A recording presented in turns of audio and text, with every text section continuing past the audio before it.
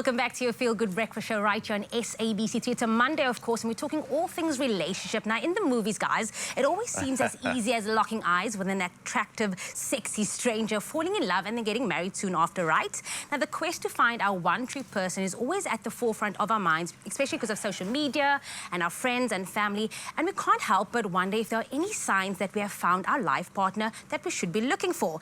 So today, we're asking you guys a question. How do you know for sure that you find the one, okay? Now, we are joined today by celebrity psychologist and CEO of Hidden Dimensions, Charissa Bloomberg, to help us discuss this hot topic, and we'd love to hear your questions and comments as well. So head on over to our Facebook page, Expresso Morning Show, SABC3. Drop a comment on the post and we'll engage with you live this morning. Welcome, Charissa. Thank you so much. Really nice to be here. Very interesting topic this morning, I must say. I mean, this can take us in a million different directions. We've already debunked that social media is not real life. So stop trying to attain that level of what you think is a perfect relationship. But it doesn't help that every romantic movie ever has promoted this idea that we need to kind of bottle up all of our hopes and dreams and loves and chemistry in one person, that there is the one perfect person out there. Why do you think we are encouraged to create the image of the one? You've just answered that, Graham. It's the fairy tale. It's those romantic movies. It's the idea that we're going to meet our one soulmate, as it were, and ride off into the sunset and live happily ever after. We've been socialized to believe that. We want to believe it. And it's okay to try. Should we then believe that? Should we believe that there's one person for us, there is the one, or there's a soulmate? Or should we believe in, because I sometimes feel like there's a person for a season. There's a reason for your season. So should we believe that, or...? Yes. So here's the thing, Jamie. Research has shown there's actually more than one soulmate. You can have quite a few soulmates, and your soulmate doesn't always have to be romantic. Some people say it can be a friend where it's not romantic. Some say a parent, some say a pet. So, yeah, let's rather look what's in front of us, because if we're so focused on looking forward and meeting the one, we're not going to see Prince Charming in our case, could be standing right in front of you. You know, there are shades of the experience of it, because we all get that feeling, that moment where you kind of get that gut punch, you're like, wow, she is the one. Yet you go through a longer-term relationship, and then you have repeated moments or a deeper understanding of, wow, this person really is the one. Should it be that instantaneous, like, mind-blown gut punch, or should it be a gradual build? How do you feel about that feeling, the emotion of it? Yeah, you see, Graham, we can't categorize people. There are those that their eyes lock and they fall in love. It's more like lust at the moment. And there's chemistry and there's connection. And maybe it lasts and maybe it doesn't. But there are those that you start a friendship and you don't think anything romantic. But the more you get to know the person over the months, like, wow, I actually think I'm in love. This could be it. So there's both. They really are both. It's so funny, though, because some people always says, like, when you know, you know. Yes. But it's sometimes it's a gut feeling, sometimes you can look at someone. But is that feeling, like, the same for everyone? So when you obviously met Lindsay, you knew, like, she was the one. Is it going to be the same for everyone? Yes, we saw that chemistry. The world saw that chemistry. It's laid out on a big stage. Yeah. Yes, I will never forget that. I love that. It's not... There are similar traits for everyone, but everyone will experience it differently. There's that wow feeling, there's that feeling that you just feel safe with a person, that you just can be yourself, that you can be vulnerable, that they just get you. There's a soul connection there. And then there's those endorphins, that dopamine that gets released, and that fuzzy, warm, good feeling. So they're in varying degrees, everyone can have, feel that slightly differently. But then there are those that feel it and then run away and it's too much for them, or they're in denial. Their baggage kicks in. Their baggage kicks in, their past hurts kick in, so it's difficult. But there is the basis of, I'm not interested in anybody else, I'm excited. It's the only thing I think about day and night. And it's nice to be in love. We want to be in love. We love it. We love being in love. Maybe the one is sitting right under your nose and you don't even know it yet. We're going to continue this discussion about meeting, finding and keeping the one. We'd love for you to weigh in. Maybe send us a gift or two that really captures your feelings in this space. You can join the conversation on the Expresso Morning Show Facebook page. It's my Feel Good Breakfast Show.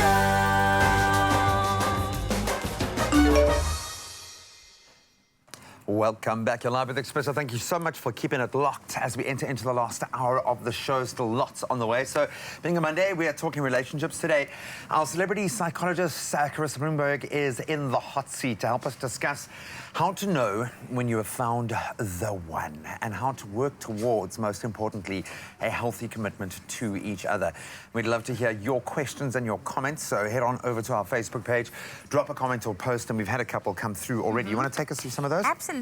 Langalihle says, Expresso show family, when you look at her eyes and she looks back at yours with a little bit of a smile in there within a time of 30 seconds. Okay, you have to time it. When you know it's 30 seconds, you found the one, the right one. Okay, we see you. Another one comes through from Dion, says, morning Expresso. Beautiful conversation this is. Relationship to me means sharing or having the same interests. If she or he is the one, you will eventually know when their goals, mission, interests are matched to yours. Another thing I've learned is that if someone is the one, you will know when they introduce you to their family and friends. Okay. Yeah, that's a good one, yeah. And then the last one comes through, and I love this one. Bertram, you are hitting the field this morning.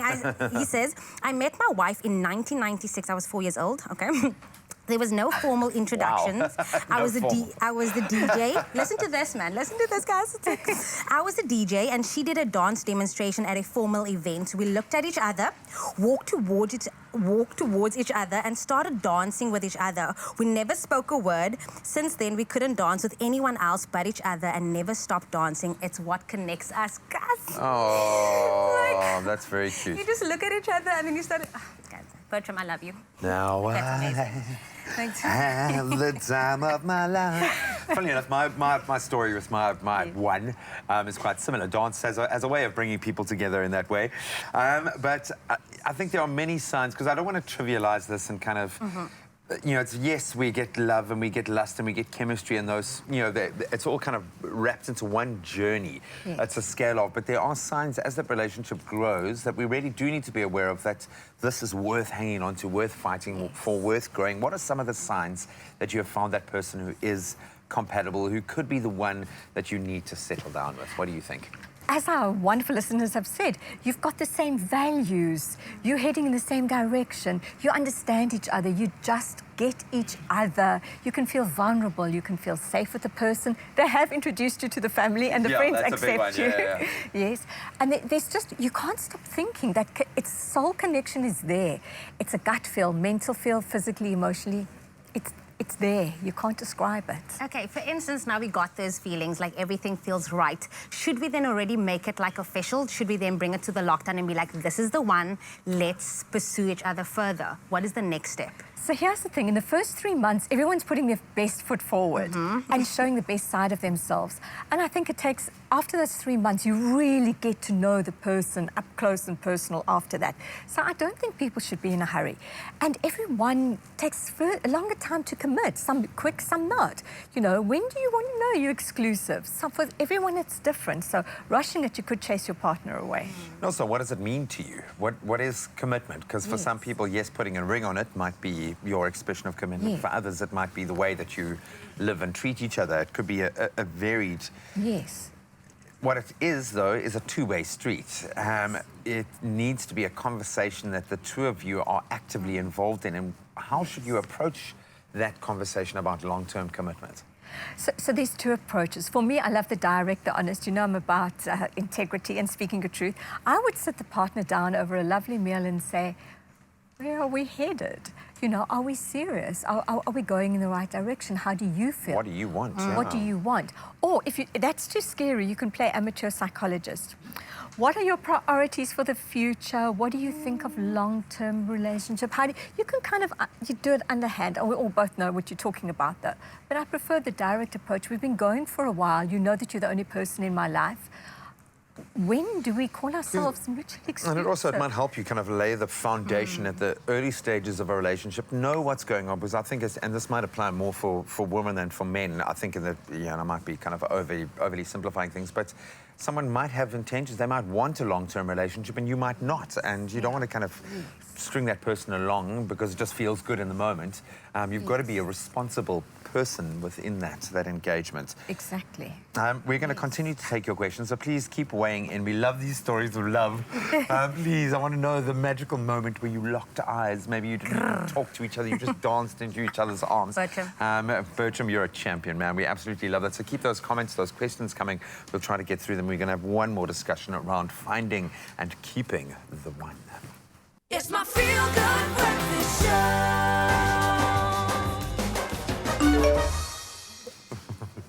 It's a Monday. Welcome back. We are talking relationships, and today's celebrity psychologist Charissa Bloomberg is in the hot seat to help us discuss how to know when you've found the one.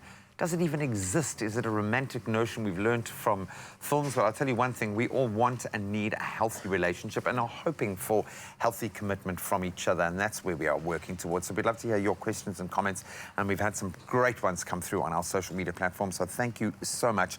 In fact, let's delve into a couple of those right now. Do you want to kick us off? Yes, certainly. Alex Moore said there are over 7.5 billion people on the planet. The idea that there's one person out of billions just for you is supremely arrogant and completely improbable. I don't love my wife because she's the one. I love her because she's the best suited for me. Oh, Mama, that's But I like you get all pragmatic about it. Say, no, you tell him, Alex. And there's another one that came through from Alison. She says, first form of a good relationship with yourself. If you don't love yourself fully, how can you love another? Which is so important. Wow, now you've opened up a whole nother conversation. But we did a show on that. We spoke about the psychology of self-love a few weeks ago. Yes. Man, you have to be complete, completely incomplete to let someone else complete you. What happens now if you have that all-important conversation, as we've established, about what your long game is, what you're wanting out of a long-term relationship, and this person that you are so desperately in love with, the one, isn't on the same page? Yes. Okay. Big red flag. Okay. But before you run away, just find out why. Try and get to the bottom of it. Have they been hurt before? Are they scared of commitment? Are they still in love with their ex? Are they just a serial dater and never going to commit? Are they in it just for sex? Excuse me saying that. What are the reasons? Find out. And do they just need more time? Because, you know, we need to find out why. It begs the question, can people change?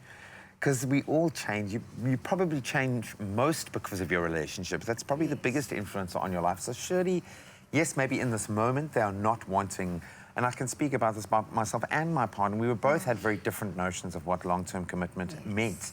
Yes. And that changed, evolved as we got to know each other and saw ourselves in a different light because of each other. So you can't just turn love off. So now this person has said to you, I'm not interested in a long-term relationship. You say, okay, well then cheers.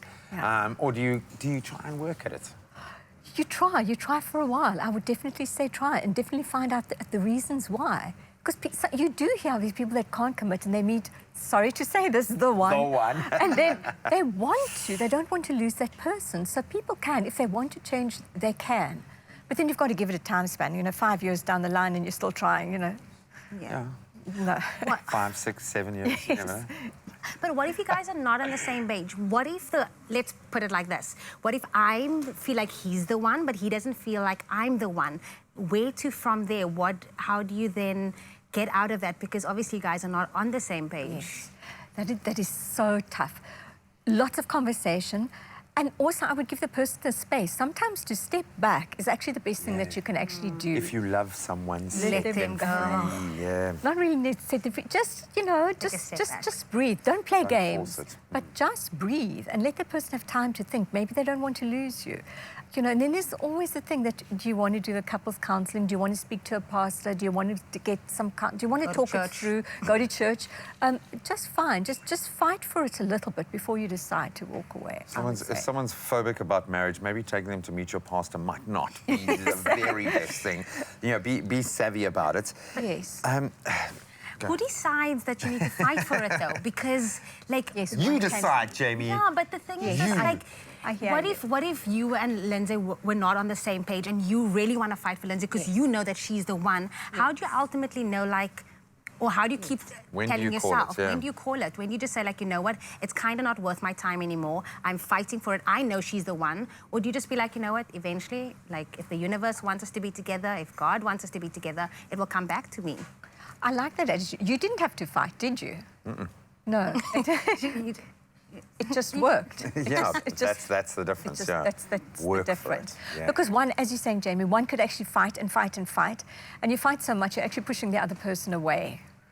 So I would say breathe. I would say give them space. I would say start looking else. You know, the more we actually cling to something and force it, someone yeah. and force it and try, and the more they're going to end up backing off and running away. But also, So I it's think balance. you hit the nail on the head there, work. And that's something that it's you, and it's something you can do. You can empower yourself by working to become a better person for that person. And that's the thing. Sometimes be conscious of it. Don't put it all on the other person. There are things that you can do for yourself, like working on yourself within a relationship to make yourself better, you know, at being in relationship as well. But I love what you said there about just breathe. I think that advice works in every facet of life. Just take a breath and breathe. Thank you so much. Some fantastic advice this morning. The one won't just put a smile on your face and give you a little butterflies in your tummy. They'll do that and much more. If you're lucky enough to find them, savor that feeling. Enjoy a bit of getting to know each other and building a future together, but never, ever, ever, regardless of where you stand in that commitment, stop working on a better relationship. Yes.